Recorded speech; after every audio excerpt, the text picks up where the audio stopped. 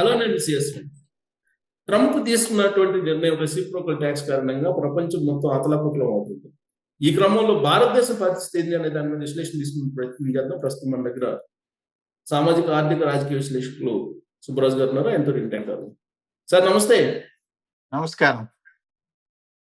Sir, Trump మొత్తం మీద భారతదేశాన్ని ఏం చేయదలుచుకున్నాడు, లేదా ప్రపంచాన్ని ఏం చేయదలుచుకున్నాడు? ఇప్పుడు గత కొన్ని సంవత్సరాలుగా ఒక 70-80 సంవత్సరాల నుంచి ఈ కొత్త ప్రపంచాన్ని మనం ఓకా ప్రపంచం అంటామండి. ఓకా అంటే ఏంటంటే వియుసిఏ. వి అంటే వలటైల్, అంటే ఆటుపోట్ల. యు అంటే అన్సర్టన్, అంటే సందిగ్ధము, ఎప్పుడు ఏం జరుగుతుందో తెలియదు. సి అంటే కాంప్లెక్స్, అంటే బాగా అన్ని గందరగోళము. ఏ అంటే అంబిక్వియస్, అంటే అది కరెక్టే అనిపిస్తుంది, ఇది కరెక్టే అనిపిస్తుంది, అంటే ఒకే దారి అనేది ఉండదు. సో అంటే ఏంటంటే గందరగోళము, సంక్షోభము, ఆటుపోట్లు, సంక్లిష్టము, నాలుగాట్లు కలిసిన ప్రపంచం. గత కొన్ని దశాబ్దాలుగా ప్రపంచం చూస్తున్నది అదే. అంతా మనం చక్కగా సెట్ అయ్యామనుకున్న టైంలో ఏదో కోవిడ్ లాంటిది ఏదో వస్తుంది.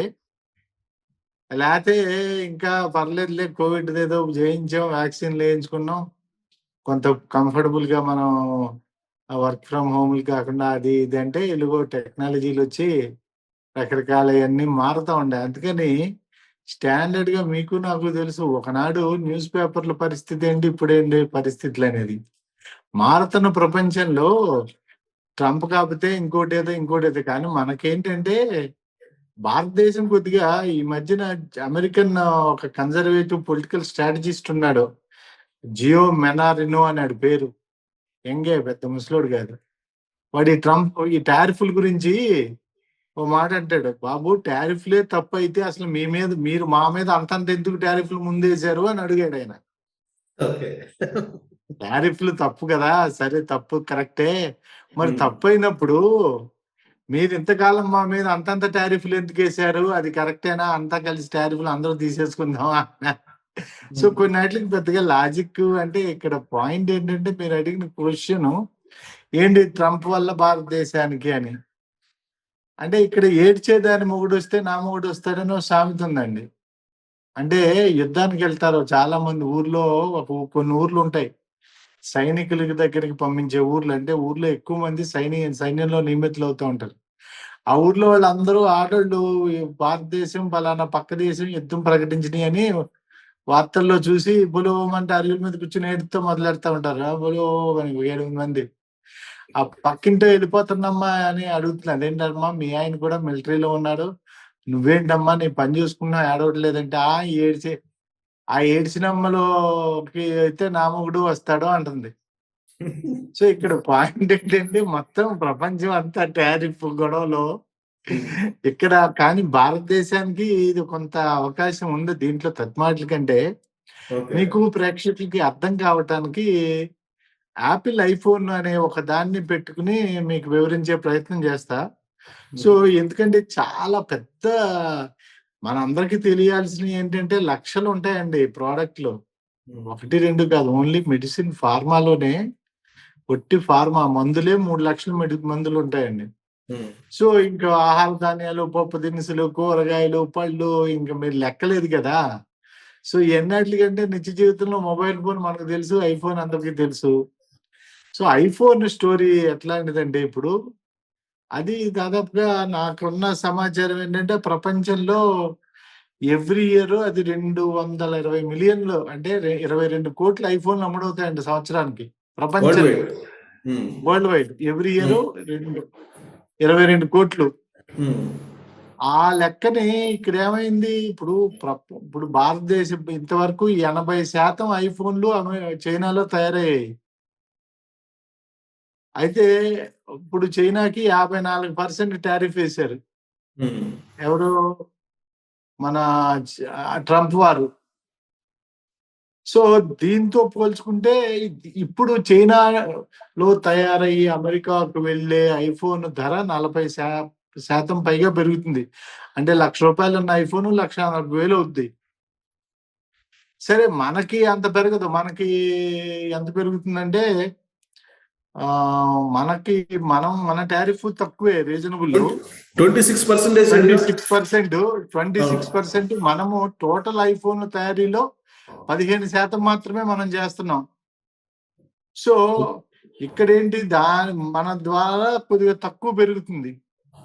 అందుకని ఐఫోన్ తయారీ ఇప్పుడు ప్రాబ్లం ఏంటంటే, ఐఫోన్లు కానీ అన్ని ఒక దీర్ఘకాలికమైన ప్రణాళికలతోటి చైనా +1 స్ట్రాటజీ అని కోవిడ్ తర్వాత ప్రపంచం అంతా మొత్తం మ్యానుఫ్యాక్చరింగ్, ఇంకో విషయం తెలిస్తే మన గుండెలు అవసిపోతాయి.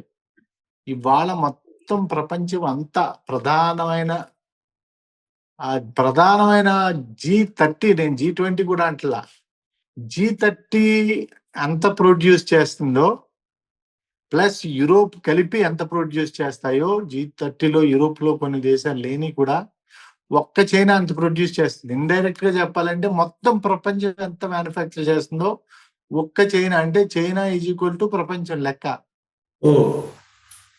మొత్తం ప్రపంచానికి చైనా మ్యానుఫ్యాక్చరింగ్ బేస్. సో ఈ సందర్భంలో ఏమైంది, ఎప్పుడైనా కోవిడ్ రాగానే ఏదైనా ఒక దేశం మీద ఆధారపడితే ప్రమాదము అని చైనా +1, చైనాతో పాటు ఇంకొకటిని, అంటే మన వాళ్ళు షిఫ్ట్ లో మనిషిని ఎక్స్ట్రా పెట్టుకుంటా ఉంటారు కదా ఎప్పుడన్నా మనకి వీకెండ్స్ కి అట్లకి. అట్లా చైనా +1 స్ట్రాటజీ అని వచ్చినప్పుడు కోవిడ్ తర్వాత మన వాళ్ళు కాస్త వేగంగా అవకాశాలను అందిపుచ్చుకోలేదు. వియత్నాం లాంటి దేశాలు అందిపుచ్చుకున్నాయి. సో ఇప్పుడు వియత్నాం మీద కూడా విపరీతమైన టారిఫ్లే. వియత్నాం మీద టారిఫ్లు కాదు. వియత్నాం ఇప్పుడు ఏం చేస్తుంది, మనము మాట్లాడుతున్నాము ట్రేడ్ అగ్రిమెంట్ గురించి, వాళ్ళు ట్రేడ్ అగ్రిమెంట్, అంటే ఇప్పుడు ఇట్లలో 2 రకాలు ఉంటాయి. పాపం ఇప్పుడు నిజంగా చైనా కూడా టారిఫ్లు తగ్గించినా కానీ ఇది టారిఫ్లతో మాత్రమే కాదు చైనాతో ఉండేది అమెరికాకి ఒక విధమైనటువంటి ఇంతకుముందు కోల్డ్ వార్ అనేవాళ్ళం. రష్యా, అది కమ్యూనిస్ట్ పార్టీ రష్యా ఉండి దానికి సోవియట్ యూనియన్ అని ఉన్నప్పుడు అమెరికాకి రష్యాకి మధ్యన కోల్డ్ వార్ జరిగేది. కోల్డ్ వార్ అంటే ఏంటి, ఆంక్షలు వాళ్ళ మీద వీళ్ళు మీద ఆంక్షలు పెట్టించుకునేవారు ప్యాసింజర్లు. సో అట్లాంటి కోల్డ్ వార్ కాదు, కానీ ఇప్పుడు టారిఫ్ వార్ జరుగుతుంది చైనా మీద. టారిఫ్ వార్ తో పాటు ఇండైరెక్ట్ గా ఇన్ కేస్ చైనా వెంటనే రెసిప్రోకేటరీ, అంటే నువ్వు ఎంత టారిఫ్ వేస్తున్నావు నేను ఎంత వేస్తున్నాను నీడు వేసాడు. కానీ వియత్నాము, ఇండియా మాత్రము తొందరపట్ల. ఇది ఒక మంచి ఇదే. రెండోది ఏంటంటే, చైనాతో నిజంగా టారిఫ్ అనేది ప్రపంచానికి కనబడుతున్న ఒక అంశం మాత్రమే. కానీ అమెరికా ఉద్దేశంలో చైనా ఒక శత్రు దేశమే. అంటే శత్రు దేశం అంటే అణ్వాయుధాల్లోనూ, ఆయుధ సంపత్తి, డిఫెన్స్ రంగాల్లోనే కాదు, కీలకమైన వాణిజ్యము, కీలకమైన డాలర్ విషయంలోని, కీలకమైనటువంటి అమెరికన్ సుప్రిమసీ, అమెరికన్ ఆధిపత్యాన్ని అది ఒక రకంగా కాకుండా ఇంతకు ముందు ప్రపంచం ఏకధ్రువ ప్రపంచంగా మనగలిగింది కొంతకాలం.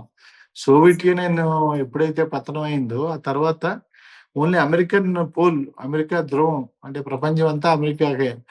ఆ టైంలో చైనా దూసుకొచ్చి ఇప్పుడు బహుధ్రువ, అంటే ఇంతకుముందు రష్యా, అమెరికా ఉన్నాయి, ఇప్పుడేమో చాలా అవుతున్నాయి. China, European union, Brazil, India, Mexico, ఇట్లాంటి కొన్ని కలిపి చాలా. ఈ ప్రపంచంలో చైనాని కట్టడి చేయటం అనేది ఒక వ్యూహాత్మకమైన స్ట్రాటజిక్ కంట్రీకి కొన్ని వ్యూహాత్మకమైన చర్యలు ఉంటాయి. దాంట్లో భాగంగా చైనా తోటి ఇంకా అమెరికా ఎట్టి పరిస్థితుల్లోనే కొనసాగించలేదు. కాకపోతే ఇప్పుడు ఈ కొనసాగించలేని సందర్భంలో ఈ 2 స్ట్రాటజీలు ప్రజెంట్ గా నడుస్తున్నాయి. ఒకటేంటి, చైనా +1 ఒకటి నడుస్తుంది, ఇది ట్రంప్ గారు తీసుకొచ్చిన టారిఫ్ ఇది నడుస్తుంది. దీంట్లో మనకి 3 నుంచి 6 నెలల సమయం ఉంది. ఈ లోపల చాలా కంట్రీలు నెగోషియేట్ చేసుకుంటాయి. మన భారతదేశం కూడా ట్రేడ్ నెగోషియేషన్స్ మంత్రుల స్థాయిలోని, కార్యదర్శుల స్థాయిలోని, ఉన్నతాధికారుల స్థాయిలోని ఒక రౌండ్ ఆల్రెడీ జరిగినాయి. ఇప్పుడు ఏంటంటే వాటిని ప్రోడక్ట్స్ కింద తీసుకొస్తారు, సెక్టర్స్ కింద. ఏ రంగాలు అంటే సిమెంట్, స్టీల్, టెక్స్టైల్స్, ఎలక్ట్రానిక్స్ రంగాలు. ఆ రంగాల్లో ఏమేమి మనం ఎంత తగ్గిస్తాం, వాళ్ళు ఎంత తగ్గిస్తారు అనేది ఏదో ద్వైపాక్షిక ఒప్పందానికి మనం ప్రయత్నం చేస్తున్నాం ఇప్పుడు భారతదేశం. అయితే ఈ సందర్భంలో మనకు వచ్చిన అడ్వాంటేజ్ ఏంటంటే, చైనా తోటి ఇంకా దాన్ని ఏమంటారంటే తూచి అమెరికా. సో ఇప్పుడు ఏం చేయాలి? చైనా ప్రపంచంతో పాటు అమెరికా కూడా ఇందాక నేను చెప్పాను 80% ఐఫోన్లు చైనా ఒకటే తయారు చేసేది. ఉమ్, మనం 15%. ఉమ్, సో ఇప్పుడు 80% బయటికి వెళ్లాల్సిందే. ఎందుకంటే 80% బయటికి వెళ్ళకపోతే యాపిల్ ఐఫోన్ ధర పెరిగిపోతే ఐఫోన్ కొనుక్కోరు. కంపెనీ షేర్లు ఆల్రెడీ పడిపోయినాయి. ఇందాక మనం మాట్లాడుకునేటప్పుడు మొత్తం అన్ని కంపెనీలు, అన్ని కంట్రీలు, అన్ని ఎక్స్చేంజ్లు, అన్ని కరెన్సీ స్టాక్ అన్ని మొత్తం పడిపోయినాయి. క్రాష్ అయిపోయింది మొత్తం. అంటే కమాడిటీస్ ఉంటాయి. కమాడిటీస్ అంటే ఏంటంటే పెట్రోలు, గ్యాసు, ఉమ్, బొగ్గు, ఉమ్, తర్వాత ఏమో క్రూడ్ ఆయిల్, తర్వాత ఏమో బంగారము, ఉమ్, ఇవన్నీ కూడా మళ్ళీ సెపరేట్ ఎక్స్చేంజ్లు ఉంటాయి. అవి కూడా పడిపోయినాయి. అవును. బహుశా కరెన్సీ ఎక్స్చేంజ్ ఎట్లా అనేది నేను అబ్జర్వ్ చేయలేదు కానీ సో ఇక్కడ ఏంటి ఐఫోన్ ఉదాహరణకు ఎందుకు చెప్తున్నానంటే మనం అంతా కనెక్ట్ అవుతాం. ఇప్పుడు చైనా 54 టారిఫ్ తో 40% ఐఫోన్ పెరిగితే 1,40,000 అయితే ఉమ్. ఆ చైనా అసలు ఐఫోన్ కొనే మగాడే ఉండడు ఇంకా. అందుకేనా సో దాని 15 విమానాల్లో పంపించారంట, మ్యానుఫ్యాక్చర్ తయారు చేసిన విమానాలు కాదు బయట ఉన్నాయి. కాదు ప్రపంచంలో అన్ని చోట్ల స్టాక్లు ఇన్వెంటరీలు అన్ని కొన్ని పెట్టుకుంటారు. అంటే వేర్ హౌస్ ఉంటుందండి. ఇప్పుడు మన అవును. ఇండియాలో ఫ్యాక్స్ కానీ ఎవరో చేస్తున్నారు. ఉమ్, మన హైదరాబాద్ లో కూడా ట్రై చేద్దాం, పెద్దది పెట్టుకుందాం అని చూశారు అక్కడ. అదేదో అంటారు కదమ్మా శ్రీశైలం రోడ్ లో. ఉమ్, సో అక్కడ ఫ్యాక్స్ కాను మొత్తం అన్ని వేర్ హౌసెస్ ప్రపంచంలో వాళ్ళు అసెంబుల్ చేస్తున్న అన్ని చోట్ల నుంచి ఫ్లైట్ లో ఎలా మడితే అది ఉన్న స్టాక్లు అన్ని తెచ్చేసేయండి అంటున్నారు. మొత్తం అంతా ఖాళీ చేసేస్తున్నారు. ఎందుకంటే కనీసం కొంతకాలం 1 నెలలో 2 నెలలు ప్రైస్ స్టెబిలైజ్ చేయాలని. ఇండియా నుంచి సో కూడా 3 ప్రైస్ ఫ్లైట్లు వెళ్ళాయి. అవి అదో పెద్ద ఇది. సో ఉమ్, ఇప్పుడు ఈ కాలంలో మనకి విండో అంటారు, అంటే కొంత గ్యాప్ దొరికింది మనకి. ఉమ్, ఆ గ్యాప్ కాలం 3 నుంచి 6 నెలలు ఉంటుంది. మనం కనుక త్వరగా అంటే మనం అంటే ఎవరంటే భారత ప్రభుత్వము, ఉమ్, భారత పారిశ్రామిక సంఘాలు ఉంటాయండి. ఫిక్కీ అని, సిఐఏ అని, ఆశోచామ్ అని, ఇట్లాంటివి ఉంటాయి. ఇవన్నీ అని ఇండస్ట్రియలిస్టులు మళ్ళీని సెక్టర్లు ఉన్నాయి. ఇప్పుడు ఆల్రెడీ టెక్స్టైల్స్ కి, ఆల్రెడీ గార్మెంట్స్, కెమికల్స్, ఎలక్ట్రానిక్స్ మొదలైపోయింది. కొద్దిగా మన వాళ్ళు కొద్దిగా కదులుతున్నారు. ఎందుకంటే దాంట్లో ఆల్రెడీ బెనిఫిట్స్ అనేది కనబడ్డాయి. ఉమ్, సో ఇప్పుడు ఈ తత్మ వాళ్ళు కూడా సెక్టర్ స్పెసిఫిక్ గా భారతదేశం కనుక కొంత లిబరలైజ్ అంటే మన పాలసీస్ లో కానీ, మన ట్యాక్స్, మన లాజిస్టిక్స్ సప్లై, లాజిస్టిక్స్ అంటే ట్రాన్స్పోర్టేషన్.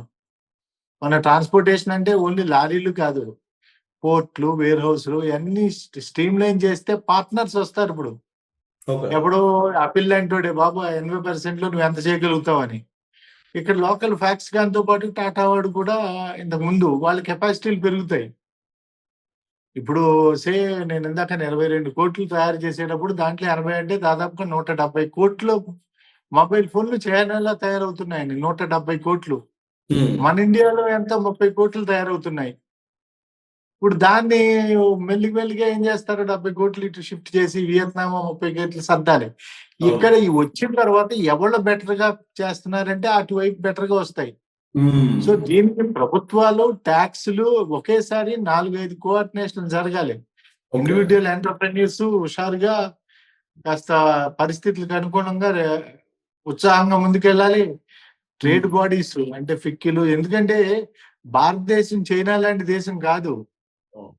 ఇక్కడ చైనా కంటే ఒక్క సిపిసి అంటారు, చైనా కమ్యూనిస్ట్ పార్టీ అంటే ఉమ్, జీపింగ్ ఒక్కసారి విత్ ఇన్ 1 అవర్ లో కావలిస్తే వాడు మొత్తం చైనాలో ఉండే బిజినెస్ ఎంటర్ప్రెన్యూర్స్ కి అందరికీ కమ్యూనికేషన్ 1 అవర్ లో చేసేయగలరు. ఓ, ఎలా చేసేయగలరంటే ఆయన బుర్రలోకి వచ్చిందని తెలిస్తే చాలా అలా వెళ్ళిపోతాయి. ఎందుకంటే వాళ్ళదంతా ఏకధ్రువ ఇది. మనకు మళ్ళీ 100 పాలసీలు, 100 బ్యూరోక్రసీలు, 100 రెడ్ టేపులు, 100 డిస్కషన్లు, నెగోషియేషన్లు ఏమి ఉండవు. ఉమ్, సో మనం కూడా ఈ సమయాన్ని పూర్తిగా ఎట్లా వినియోగించుకోవాలంటే ఏ సెక్టర్ లో ఇప్పుడున్న ఎంటర్ప్రెన్యూర్స్ భారతదేశ ఎంటర్ప్రెన్యూర్స్ జనరల్ గా ఇంతకాలం కూడా ఒక విధమైన వాణిజ్యవేత్తలు అంటే పారిశ్రామికవేత్తలు వేరు, వాణిజ్య వ్యాపారవేత్తలు వేరు. అంటే సరుకు షాప్ లో అమ్ముకునే వాళ్ళు, అంటే వాడు తయారు చేయడు, భారతదేశం అట్లాంటిది ఎక్కువ. దుబాయ్ వాడైతే 100% అదే. వాళ్ళకి మ్యానుఫ్యాక్చరింగ్ వాళ్ళకి ఏంటంటే మెటీరియల్ లేక. మనకి ఉన్నా కానీ మనకేంటంటే రిస్క్ తీసుకునే ఎబిలిటీ లేదు. మీరు ఆశ్చర్యపోతారు. మనకి భారతదేశంలో మీరు మీరు తాగే ప్రతి కూల్ డ్రింక్, మీరు తాగే ప్రతి మినరల్ వాటర్ బాటిల్, మీరు తాగే సోడా ఏవి నేను బేసిక్స్ చెప్తున్నా. వాటర్ కూడా మన ఫారిన్ బ్రాండ్సే వాడతామండి మనం. అంటే మనం వాటర్ కూడా మనం తయారు చేసుకోలేని మ్యానుఫ్యాక్చరింగ్ దిగజాడులో ఉంది భారతదేశం. మీరు చూస్తే మీరు కాఫీలు, మన టీలు ఏది చూసినా అన్ని ఫారిన్ బ్రాండ్స్. ఇప్పుడు మీరు మాట్లాడుతున్న మన ఎదురుగా ఉన్న ఫోన్లు కానీ, ఆ మానిటర్లు, సిపిలు, మీ ఎడిట్ సూట్లు, మీ క్యామెరాలు అన్ని ఫారినేనండి. సో మనకి మ్యానుఫ్యాక్చరింగ్ లేదు. ఇప్పుడు కనీసం ఈ పార్ట్నర్షిప్ ద్వారా మనం అసెంబ్లీలోకి వెళితే ఫస్ట్ చిప్ మ్యానుఫ్యాక్చరింగ్ కి ఎప్పుడో అనుకున్నది ఇప్పుడు కొద్దిగా చిప్ మ్యానుఫ్యాక్చరింగ్ లోకి వస్తున్నాం మెల్లిగా మనం. సో చిప్ మ్యానుఫ్యాక్చరింగ్ లోకి వచ్చినప్పుడు అది నెక్స్ట్ స్టేజ్. ఫస్ట్ కనీసం మనకు పార్ట్నర్లు వాళ్ళు అడుగుతారు, బాబు మాకు చైనాలో ఇంత మ్యానుఫ్యాక్చరింగ్ జరుగుతుంది, మా టెక్స్టైల్ ఎంత జరుగుతుంది, మా ఎలక్ట్రానిక్స్, మా సెమీ కండక్టర్స్, మా ఫోన్లు ఏదైతే అడుగుతుంటారు.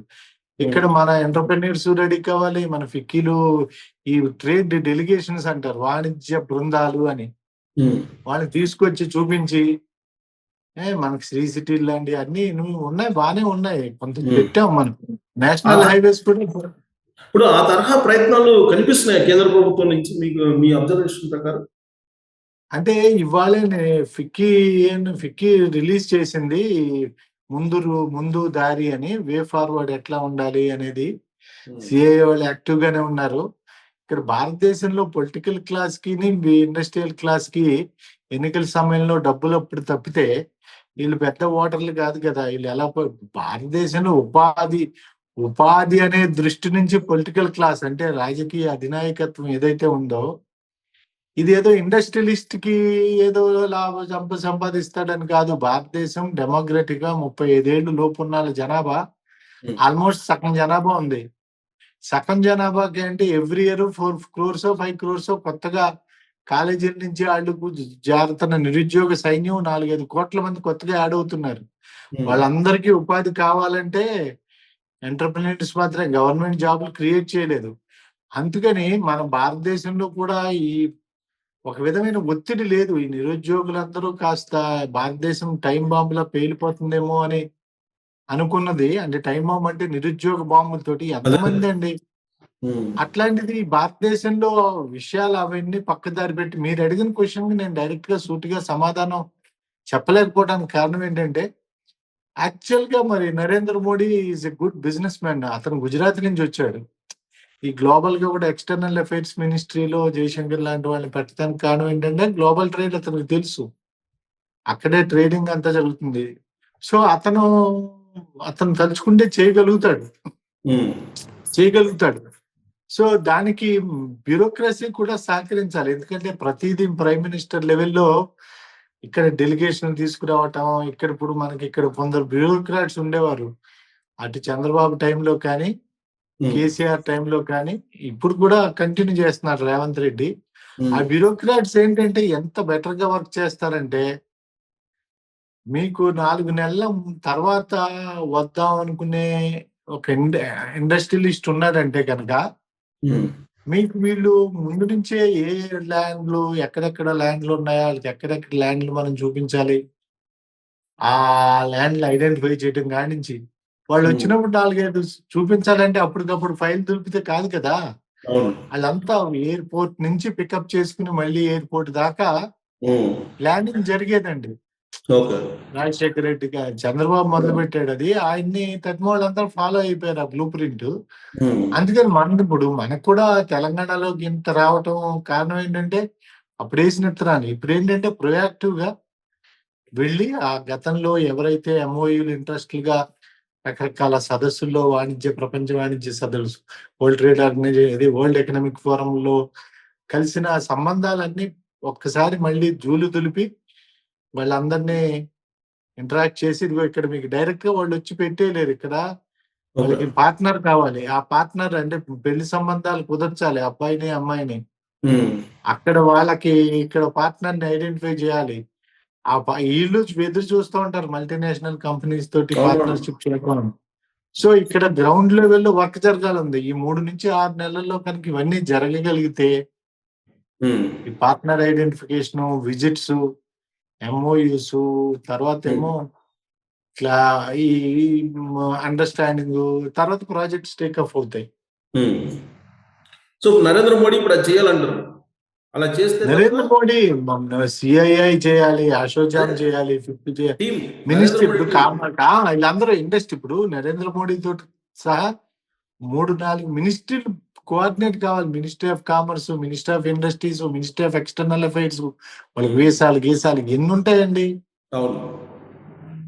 సో సో ఈ ఇదంతా ఒక ఎత్తు అయితే ఈ జేపీ మోర్గాన్ వాళ్ళు ఏమంటారంటే 60% మాంద్యంలోకి వెళ్ళిపోయే అవకాశం ఉంది వరల్డ్ అది అని. అది అంటే దానికి పాసిబిలిటీ ఎప్పుడు ఉంటుంది. ఒక్కసారి మీకు గతంలో మనం డిమానిటైజ్ చేసినప్పుడు కూడా అప్పుడు కూడా డిమానిటైజేషన్ నుంచి అప్పుడు కూడా అంటే ముందు సప్లై చైన్ లేని ఇప్పుడు ఇదంతా ఏంటంటేనండి సెంటిమెంట్ ఉంటుందండి. ఉమ్, డిమాండ్ అండ్ సప్లై ముందే ఇంత రేటుకి నేను మ్యానుఫ్యాక్చర్ చేయగలగాలి, ఇంత రేటుకి అమ్మాలి, ఉమ్, దానికి సంబంధించి ఇన్ని చోట్ల బ్రాంచ్లు, ఇన్ని డీలర్షిప్లు, ఇన్ని వేర్ హౌస్లు, ఇవన్నీ ఒక ప్లాన్ ప్రకారం వెళ్తా ఉంటారు. ఉమ్, సో ఇప్పుడేంటి, అది ఒక చోట దెబ్బ పడితే, ఇప్పుడు అమెరికాలో ఐఫోన్ అమ్మకాలు తగ్గితే దాని ఎఫెక్ట్ ఒక 1000 కాంపోనెంట్స్ ఉంటాయని తయారు చేసేవి, అవి చైనాలో అవును, ఎక్కువ ఉంటాయి. అవును. ఆ కాంపోనెంట్ మ్యానుఫ్యాక్చరర్స్ మీద పడుతుందండి. ఉమ్, ఆ కాంపోనెంట్ మ్యానుఫ్యాక్చరర్స్ కి మెటీరియల్ సప్లై చేసేవాళ్ళు వేరే ఉంటారు. దాన్ని మెటల్స్ కావచ్చు, కెమికల్స్ కావచ్చు, ఏదన్నా వాళ్ళ మీద పడుతుందండి. వాళ్ళ మీద పడితే వాళ్ళు ట్రాన్స్పోర్ట్ సెక్టర్ మీద పడుతుంది. ఎందుకంటే ఆర్డర్లు అవునవును. అన్నీ అంటే ఇక్కడ సైమల్టేనియస్‌గా వాళ్ళ మీద పడతా అంటే వాళ్ళ యొక్క పనిచేసే ఎంప్లాయీస్ మీద పడుద్ది, వాళ్ళ ఉపాధుల మీద పడుద్ది. ఉపాధుల మీద పడితే ఏమవుతుంది, ఎప్పుడైతే అన్ఎంప్లాయ్మెంట్ పెరిగిందో వాళ్ళకి శాలరీ లేక కొనుగోలు శక్తి తగ్గుద్ది. ఉమ్, పైగా ఒకవేళ ఎంప్లాయ్మెంట్ ఎఫెక్టివ్ గా తగ్గకపోయినా జాగ్రత్త పడటం, అనవసరంగా ఖర్చు పెట్టకుండా జాగ్రత్తగా ఉండే ఒక ఉమ్, భయాందోళన, రేట్లు పెరుగుతున్నాయి అన్నిటి వల్ల. దాంతో ఏంటంటే ఎప్పుడైతే కొనుగోలు శక్తి తగ్గిందో డిమాండ్ తగ్గుద్ది. అంటే అవును. షోరూమ్ లో స్టాక్లు ఉంటాయి తప్పితే ఉమ్. షాప్కి వెళ్ళేవాడు ఉండడం. సో ఇదంతా ఒక విష వలయం. ఇప్పుడు అదేమంటారంటే 1987 అది బ్లాక్ మండే లాగా ఇప్పుడు బ్లడ్ బాత్ అనేది వస్తుంది అని చెప్పి అంటారు. నిజమేనా? అంటే ఇది బ్లడ్ బాత్ అనేది ఈ మీకు దలాల్ స్ట్రీట్, అంటే మీకు వాల్ స్ట్రీట్ ఏమో అమెరికాలో అంటారు. మన ఇక్కడ బాంబేలో ఉన్న స్టాక్ ఎక్స్చేంజ్ దలాల్ స్ట్రీట్ అంటారు. ఏదన్నా ఒక 600-700 పాయింట్లు 1000 పాయింట్లో పడింది అనుకోండి, ఈరోజు బ్లడ్ బాత్ జరిగింది అంటారు. నిజంగా దాని వెనకాల కొంత నిజం అబద్ధం రెండు ఉంటాయి. ఇక్కడ బ్లడ్ కనబడదా, కానీ దాని వెనకాల చాలా మంది కూలోళ్ళు, మేలోళ్ళు బరువులు ఎత్తుకుని మోసి వాళ్ళ బ్లడ్ గాల్లో కలిసిపోయినట్టే. కష్టపడి ఏదో పైసా కూడా పెట్టి ఏదో ఇన్వెస్ట్ చేస్తే ఓకే. ఆ బ్లడ్ బాత్ లాంటిది. బ్లడ్ బాత్ అంటే స్టాక్ లో షేర్లు పడతాయి, ఇన్వెస్ట్మెంట్ క్లైమేట్ పడుతుంది. సో ఒక విధమైనది ఇప్పుడే ఇంకా మనం ఇంకోటి ఏంటంటే మన ఇద్దరం కూడా ఈ దుమ్ము ఇప్పుడే లెగిస్తుందండి. అది దుమ్ము అరేబియాలో ఇసుక తుఫాన్ అవుతుందా, అది ఇప్పుడే. నేను అసలు సమయం దాని మీద పెట్టే ఆసక్తి కానీ సామర్థ్యం ఉంది, శక్తి ఉంది, ఆసక్తి లేదు. ఎందుకంటే అంటే నేను అసలు ఇందాక అంటే ప్రిడిక్ట్ చేయలేకపోతున్నారా, లేకపోతే అసలు ఇంట్రెస్ట్ లేదంటారా? నాకు ఒకటి ఏంటంటే ఇప్పుడు నేను ఇందాక 3 అంశాలు చెప్పాను. ఈ ప్రపంచం ప్రపంచం అని, కొలటైల్ ఒకటి, రెండోది ఏడిచేదాని మొగుడు వస్తే నా మొగుడు వస్తాడు అనేది అలా మొత్తం. అందరికి మా అమ్మ అందరికి ఒక సామెత చెప్పేది, తుఫాన్ వచ్చి ఊళ్ళు కొట్టుకుపోతా ఉంటే, ఇల్లు ఎగిరిపోతా ఉంటే కూతుకి పొల్లు వచ్చి నా బతికేంటి అని అడిగిందంట. అర్థమైందా? అదే. అక్కడ ఇల్లు కప్పులు ఎగిరిపోతున్నాయి. పూచిక పుల్ల ఒకటి వచ్చి ఇంతకి నా బతుకేంటి? అట్లాగా ఇక్కడ ఇప్పుడు మీరు, నేను పాపం ఇన్వెస్టర్స్ ఉంటారు. డబ్బులు ఇన్వెస్ట్ చేసి పైగా ఇంకో బాధాకరమైంది ఏంటంటే ఈ మధ్య ఆ మధ్యన ఒక 2 నెల 15 రోజులు బాగా పడిపోయింది మార్కెట్లు. లాస్ట్ మంత్ మార్చ్ బాగా పడిపోయినప్పుడు అక్కడ ఇక్కడ అప్పులు సప్పులు చేసి ఏదో భలే తక్కువలో దొరుకుతున్నాయని కొన్నోళ్ళు ఉంటారు. అర్థమైందా? అవును.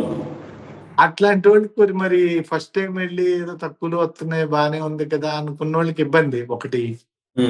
రెండో బ్లాక్ పాత్ ఏంటంటే ఉపాధి అవకాశాలు కోల్పోతే, డిమాండ్ తగ్గిపోతే, మళ్ళీ ఆ డిమాండ్ నుంచి ఉపాధి అవకాశాలు మళ్ళీ కోల్పోతే అది ఇలా చూపిస్తానే వలయం ఇట్లా ఇట్లా ఇట్లా ఇట్లా అని రిసెషన్ అని డిప్రెషన్ అని అట్లా వెళ్ళొచ్చు.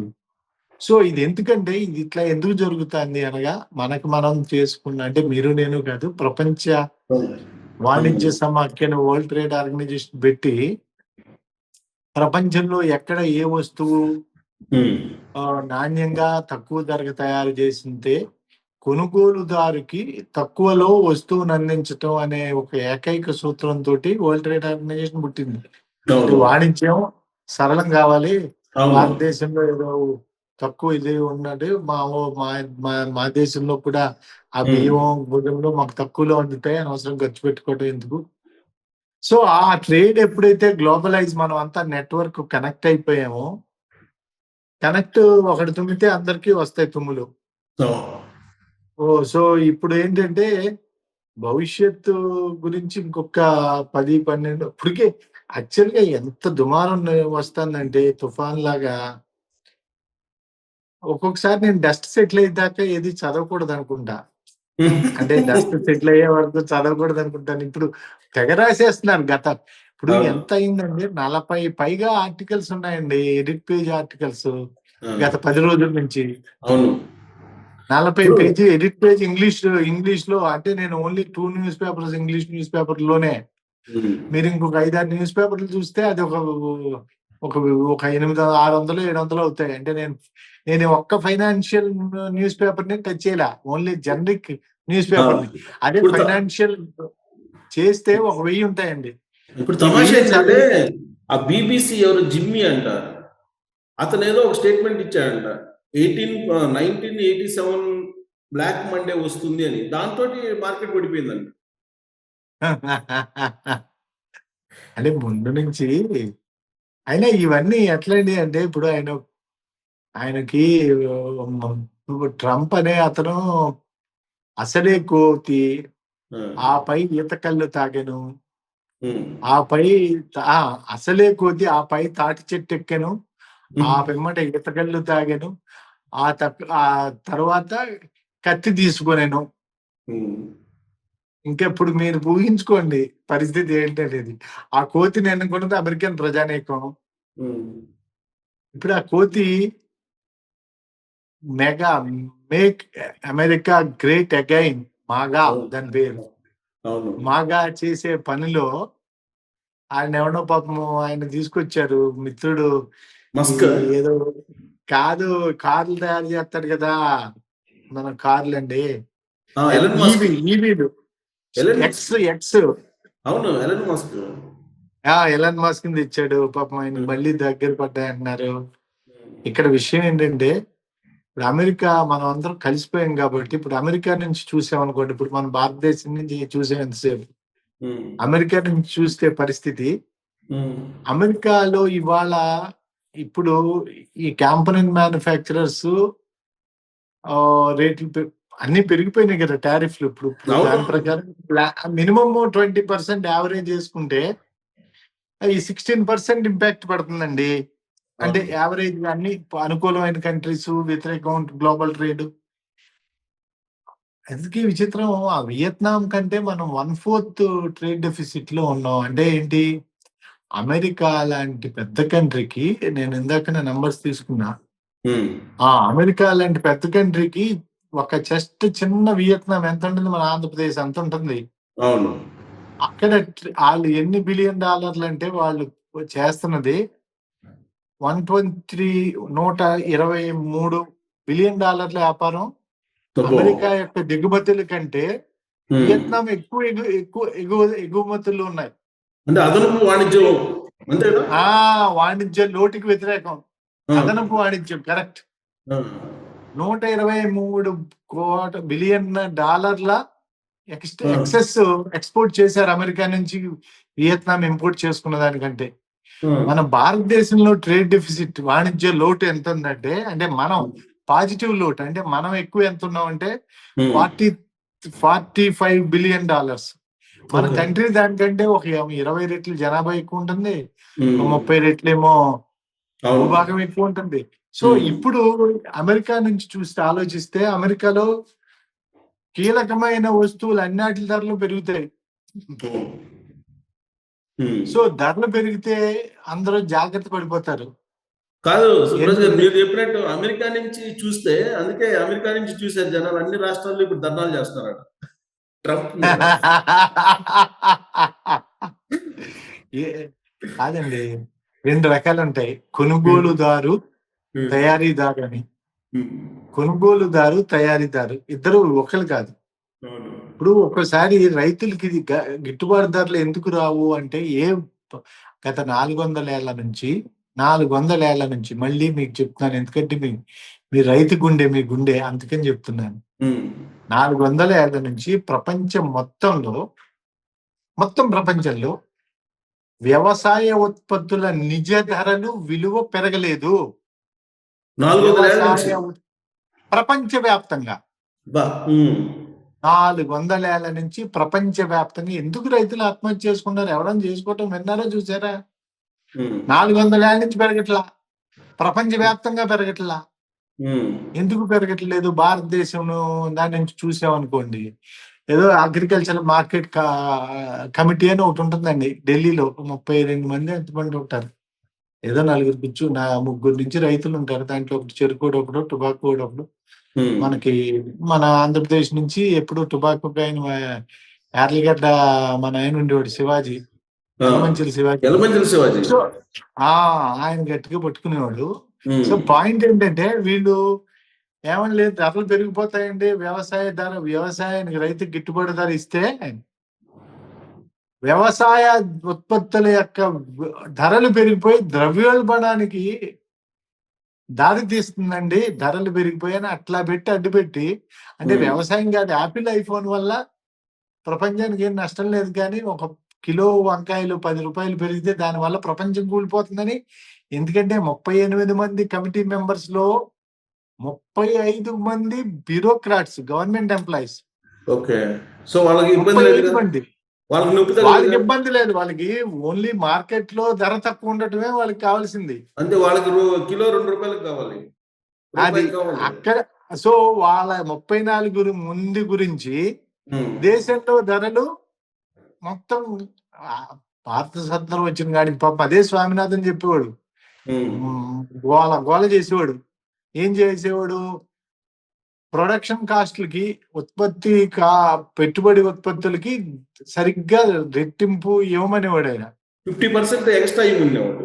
50%, సారీ, అవును. రెట్టింపు కాదు, 50%. సింపుల్ అవును. ఫార్ములా.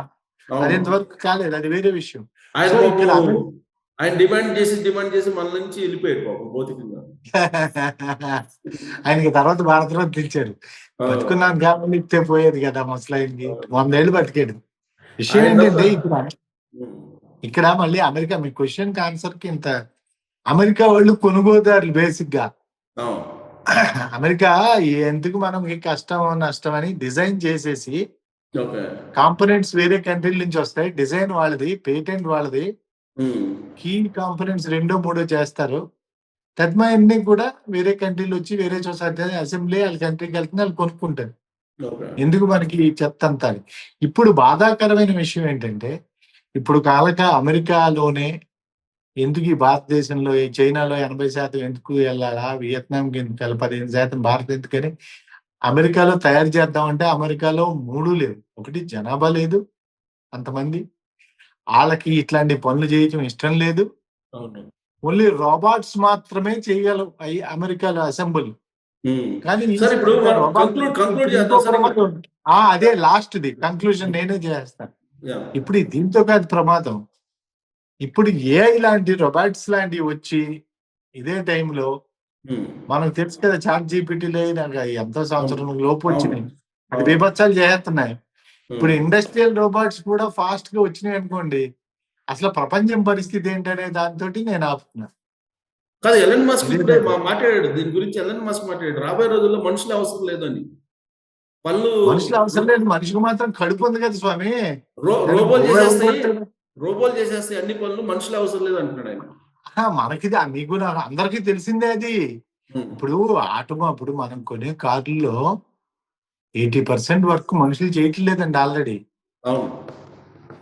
కార్లో ఊరికే పైన తప్పితే అది పెయింట్ షాప్ కానీ, లేకపోతే ఫిట్ షాప్ కానీ, లేకపోతే ఇంకో షాప్ కానీ, షాప్ ఫ్లోర్ లో కానీ అంతా మీరు చూస్తూ ఉంటే రోబోట్స్ ఇట్లా ఇవన్నీ మనుషులు చేయాల్సిన వాళ్ళేనండి. అవి ఆల్రెడీ ఎనీవే ఇప్పుడు ఆయన ఎప్పుడో కాలం కాదు, త్వరలోనే రావచ్చు. కాకపోతే ఇంకా మొత్తం భవిష్యత్తుని మనం ఊకా ప్రపంచంలో మనం సంసిద్ధంగా ఉండాలి, మార్పుకి సిద్ధంగా ఉండాలి, మనం మారాలి, మనం అడాప్ట్ అవ్వాలి. మనం కొత్తగా ఈఐలు నేర్చుకుంటా ఎప్పుడు మా తాతగారిది సంస్కృతం వేద పాఠశాల అనేదాన్ని కాకుండా ఇప్పుడు అలా అంటే ఇది ఏమి ట్రోలింగ్ అయిందో నాకు తెలియదు. కొద్దిగా మార్పు కావాలి, ఎప్పటికప్పుడు. Right sir, thank you. నమస్కారం.